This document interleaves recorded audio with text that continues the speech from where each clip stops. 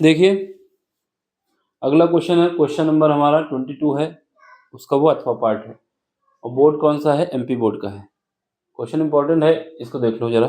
इसमें क्या है, हमारे पास समाकलन करना है हमको x² + 1 डिवाइड बाई x + 1 का होल स्क्वायर और ex dx, इसका मान ज्ञात करना है। ठीक है, देखो कहीं पर भी अगर हमारे पास e⁻x आता है तो ये कॉन्सेप्ट याद रखना कि हमारे पास फार्मूला ऐसा बन सकता है कि e⁻x ब्रैकेट में हमारे पास fx प्लस f' का हमें क्या करना होता है, समाकलन। तो ऐसी कहानी बनती है। तो इसको जो पहले सॉल्व करके कुछ बनाते हैं, देखते हैं। पहले सबसे पहले हमारे पास क्या है, जो दिया गया है उसको i के इक्वल मान लेते हैं। क्या करते हैं, i के इक्वल मान लेते हैं। तो i इज इक्वल टू हमारे पास क्या हो जाएगा, i इज इक्वल टू हमारे पास हो जाएगा समाकलन x² + 1 डिवाइड बाई x + 1 का होल स्क्वायर और e⁻x और dx हो जाएगा। ठीक है, ये क्वेश्चन नंबर 1 हो गई हमारे पास।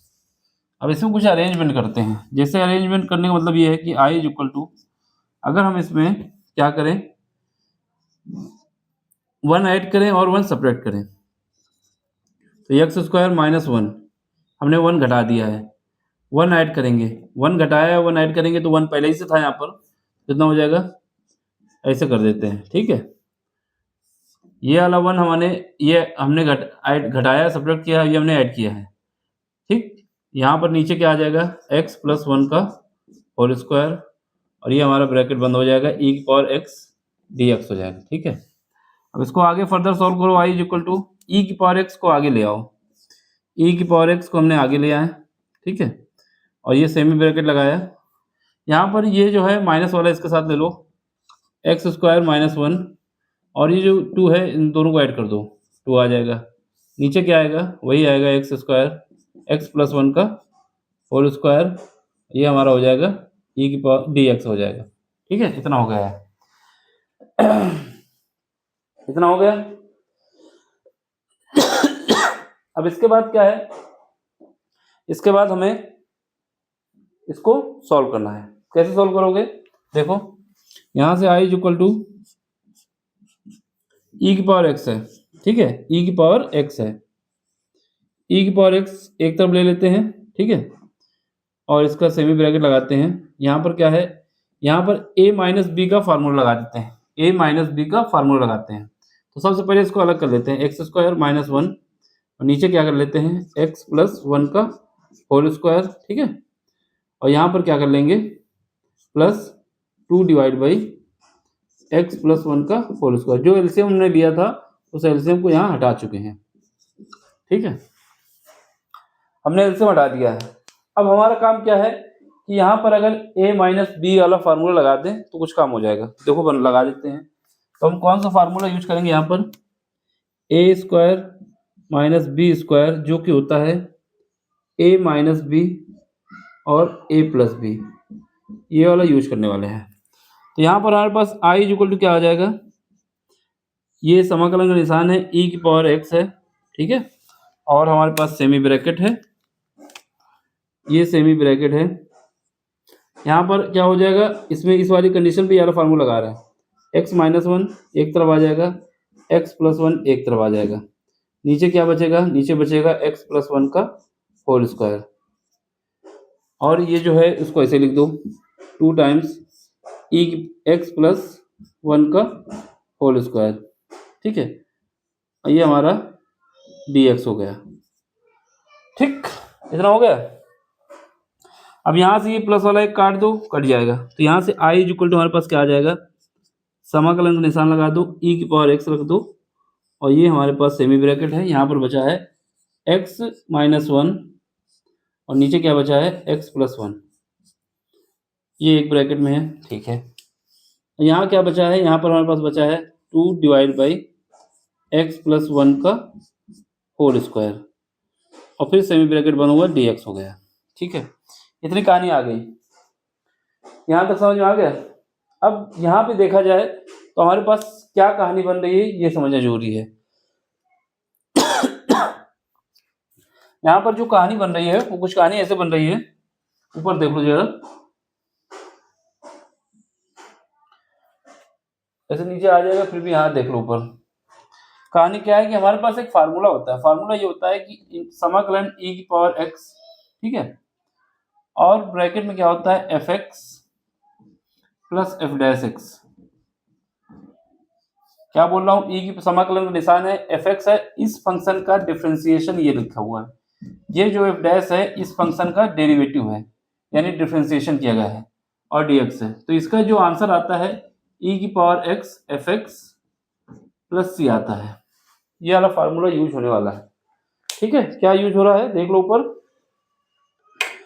यहाँ पे क्या यूज हो रहा है कि अगर हमारे पास समाकलन निशान दिया हुआ है e की पावर x fx, ये जो fx है इसका डेरिवेटिव ये है, तो इसका जो रिजल्ट आता है e की power x fx plus c आता है, ठीक। यहाँ पर देखो, यहाँ पर अगर ये वाला फंक्शन ले लें जो कि fx की तरीके काम करेगा, जब इसका डेरिवेटिव करेंगे तो ये निकल के आ जाएगा, ठीक है। इसका मतलब यहाँ पर fx क्या है, ये है। तो इसको कंपेयर करने के बाद सबसे पहले fx लेते हैं, fx इक्वल टू हमारे पास क्या आएगा, इस वाले फंक्शन को देखना, इसको नहीं देखना, इसको देखना है। तो यहाँ पर हमारे पास क्या आ जाएगा, x minus one divide by x plus one. इतना हमें जज करना होगा कि ये कहानी हो रही कि नहीं हो रही, ठीक है। ये है हमारे पास fx। अब इसका डेरिवेटिव करते हैं f डैश, अगर ये आ जाता है, ये जो f डैश है अगर ये आ जाता है इसका डेरिवेटिव करने के बाद, तो इसका मतलब ये कहानी सही है। अब यहाँ पर बाई पार्ट वाला जो फार्मूला होता है उसका यूज होने वाला है। देखो क्या है, अगर हमारे पास कहीं पर दो फंक्शन है, एक f1 है, ठीक है, इसको देख लो इससे। अगर हमारे पास कहीं पर दो फंक्शन है, एक f1 है दूसरा f2 है, तो उसमें क्या होता है अंश और इसका डेरिवेटिव, तो उसका बाद हर, जो कॉन्सेप्ट होता है वो सुनो। अगर हमारे पास f1 और f2 दो फंक्शन है dy बाई dx, इनका करना है, तो फार्मूला हमसे क्या कहता है, f2 लिखो और f1 को डिफरेंशिएशन कर दो। f2 को लिखोगे f1 का डेरिवेटिव माइनस f1 लिखोगे f2 का डेरिवेटिव, और डिवाइड क्या करते हैं f2 जो है उसका स्क्वायर। मैं जो बोल रहा हूँ ये फार्मूला बहुत इंपॉर्टेंट है। अगर हमारे पास दो फंक्शन होते हैं f1 और f2 है, तो अगर इनका डेरिवेटिव करना है इस कंडीशन में है, तो यहाँ पर f2 लिखेंगे और f1 को डिफरेंशिएट कर देंगे, माइनस f1 को ऐसे ही लिख देंगे, f2 को डिफरेंशिएट कर देंगे, नीचे क्या आएगा f2 का स्क्वायर आएगा। तो इसी का यूज करना है, यहाँ पर क्या करना है, इसी वाले का यूज करना है। जब इसका यूज करोगे तो यहाँ पर हमारे पास, यहाँ पर रिंग लाइट है इस वजह से इसको हम थोड़ा नीचे लिख रहे हैं, तो इसको करो। तो यहाँ से हमारे पास एफ डैश एक्स जो आना चाहिए वो क्या आना चाहिए, क्या करना है, जो f2 ही नीचे है, तो x प्लस वन, ठीक है। इसके बाद क्या है, इसका डिफरेंशिएशन करोगे f1 का, ऊपर वाला f1 है, तो ये कितना आ जाएगा, 1 आ जाएगा, ठीक है, माइनस, अब क्या है f1 को ऐसे ही लिख दो, यानी x माइनस वन, और f2 का डेरिवेटिव कर दो, इसका डेरिवेटिव करो कितना आएगा, 1 आएगा, ठीक।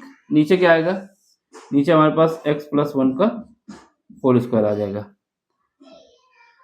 अब इसको सॉल्व करो, जब सॉल्व करोगे तो यहाँ पे क्या आ जाएगा, यहाँ पर हमारे पास x प्लस वन और ये माइनस का x प्लस का वन, और नीचे क्या आएगा x प्लस वन का होल स्क्वायर, ये हमारे इससे कट जाएगा। यहाँ से हमारे पास f डैश x जो है वो क्या आ जाएगा, दोनों को ऐड करने के बाद 2 आ जाएगा, और नीचे आ जाएगा x प्लस वन का होल स्क्वायर। तो ये कुछ कहानी हो गई। इसका मतलब क्या है, जो हमने बताया कि ये फार्मूले में हमारे पास अगर ये fx है तो ये वाला पार्ट हमारा f डैश होना चाहिए, देखो यही निकल के आया है। तो हम इसका आंसर क्या लिख सकते हैं, इसलिए कह सकते हैं, इसलिए हम ये कह सकते हैं कि हमारे पास जो इसका आंसर होगा, इसलिए